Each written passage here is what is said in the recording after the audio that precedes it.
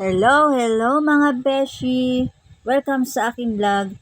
I-share ko nga pala yung alternative way na paraan kung wala kang gamit na pipe screw extractor, na kung saan pag nasobrahan ng ikot at nabasag yung chrome sa loob ng gripo at hindi matanggal dahil walang pipe screw, at ngayon ituturo ko yung alternative way.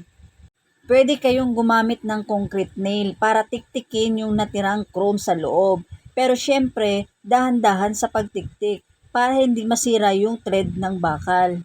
Sinubukan namin maghanap, inikot na namin hardware na malapit sa amin hanggang sinubukan namin sa SM, nagbaka sakali na meron doon sa hardware. Pero bigo kami at umuwing luhaan.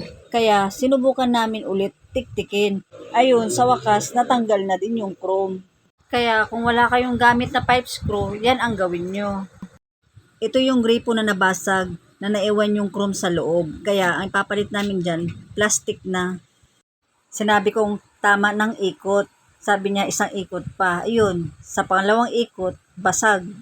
Screw extractor. Yung para sa gripo po, wala din.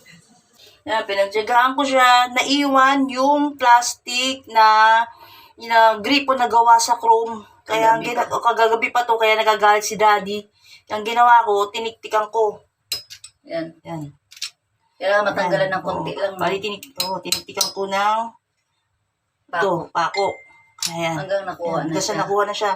Wala talaga kasi kami mabili nung kailangan namin. Galing na tayo sa SM, sa mga hardware. Wala. Kasi wala talaga. Wala akong mahanap sa kahit sa Wilcon Depot. Nilagari ko na siya lahat. Ginawan ko na ng paraan. Yan. Kailangan na kasi may matanggal na kailangan konti. Matanggal. Ayun na, natanggal. Natanggal ko na siya. Kakabit ko na lang yung gripo.